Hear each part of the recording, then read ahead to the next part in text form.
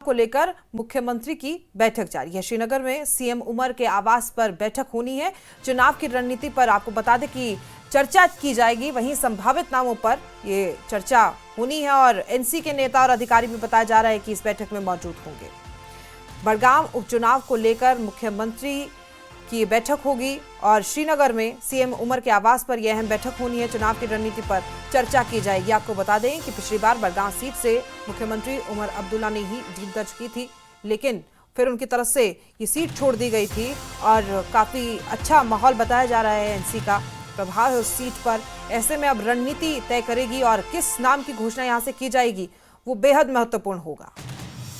संभावित नामों पर चर्चा होगी इस बैठक में। कौन कौन से नाम होंगे, बड़गाम सीट से कौन प्रत्याशी होगा, खास तौर पर मुख्यमंत्री इस पर विशेष ध्यान दे रहे हैं। एनसी के तमाम बड़े नेता और अधिकारी भी बताए जा रहे हैं कि इस बैठक में मौजूद रहेंगे। सरोज कपिल हमारे सहयोगी इस खबर पर हमारे साथ मौजूद है। सरोज, पिछली बार तो जीत दर्ज कर ली थी इस सीट से, इस बार क्या रणनीति अपनाएंगे और कौन सा नाम आपको लगता है कि प्रभाव डालेगा? देखिए, अभी कुछ देर में ही यहाँ पे जो गुपकार की रेजिडेंस से कुछ और लीडर्स पहुंचने वाले हैं। सीएम उमर अब्दुल्ला दिल्ली गए थे, आज ही वापस लौटे हैं।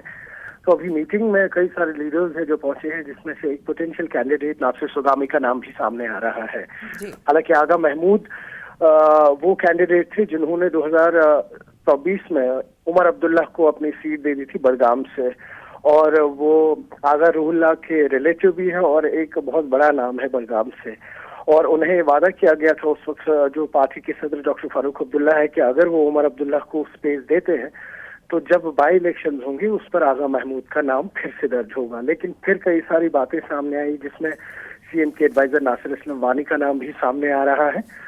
अब सब कुछ डिपेंड करता है कि किस तरह से सईद आगा रूहुल्लाह, जिनका एक अच्छा इम्पैक्ट रहा है बड़गाम में, वो किस तरह से कैंपेन करेंगे, क्योंकि उनके सजेशंस लेना पार्टी के लिए काफी ज्यादा इम्पोर्टेंट है इस वक्त। क्योंकि बड़गाम जो है वो वेस्टर्न सीट रही है, स्पेशली सईद आगा रूहुल्लाह की और उनकी फैमिली की।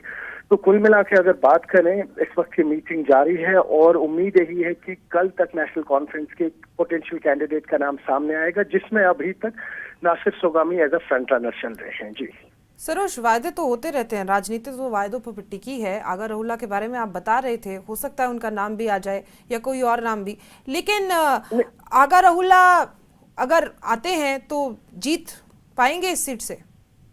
देखिए, आगा रूहुल्लाह जो है वो तो एमपी है, अभी खैर वो तो कंटेस्ट नहीं कर पाएंगे, लेकिन उनका सपोर्ट बहुत इंपॉर्टेंट है कि अगर उन्होंने किसी कैंडिडेट का नाम आगे दिया नेशनल कॉन्फ्रेंस को और नेशनल कॉन्फ्रेंस उस बात को मान गया, तो कहीं ना कहीं उस कैंडिडेट की जीत पक्की है, ऐसा यहाँ के पॉलिटिकल एनालिस्ट कहते हैं। लेकिन जिस तरह से इस वक्त आगा रूहुल्लाह और नेशनल कॉन्फ्रेंस के बीच एक डिफरेंस चल रही है, वो बड़गाम पे एक बहुत बड़ा डिसाइसिव फैक्टर रहेगा, स्पेशली नेशनल कॉन्फ्रेंस के लिए। क्योंकि अगर बड़गाम से डायरेक्टली इनडायरेक्टली आगा रूहुल्लाह ने अपनी ही पार्टी के कैंडिडेट को सपोर्ट नहीं दिया या उसकी कैंपेनिंग के लिए बाहर नहीं आए, उसमें कहीं ना कहीं नेशनल कॉन्फ्रेंस को फिर धचका लग सकता है। और एक पोटेंशियल कैंडिडेट जो पीडीपी के हैं आगा मुंतजिर, उनका ग्राउंड अभी काफी ज्यादा स्ट्रांग बन रहा है। आपको याद होगा जब 2024 में अभी सीएम उमर अब्दुल्ला बड़गाम से जीते थे, तो जो सेकंड नंबर पे आए थे रनर अप, वो आगा मुंतजिर ही थे पीडीपी के।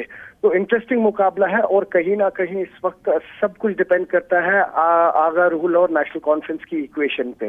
जी, दो ही तो सीटें हैं, वर्चस्व स्थापित अपना करना ही चाहती है कोई भी पार्टी। देखा ही जाता है कि बड़गांव सीट तो पहले से इनकी थी, तो अब क्या रणनीति अपनाएंगे ये और किस तरीके से? आप तो मैदान पर रहते हैं, ग्राउंड रिपोर्ट क्या बोलती है, लोग किसके फेवर में है?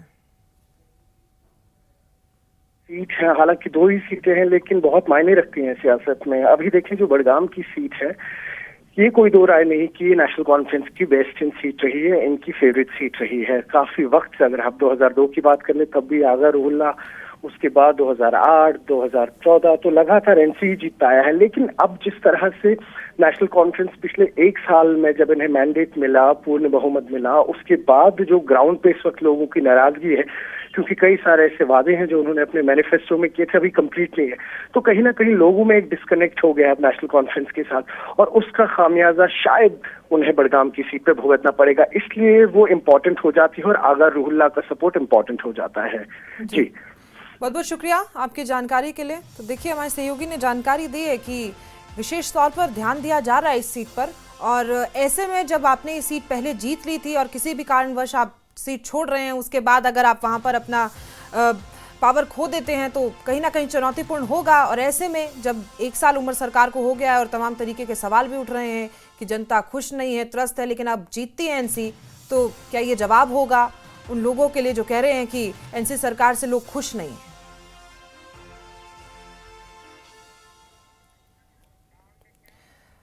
वहीं नगरोटा और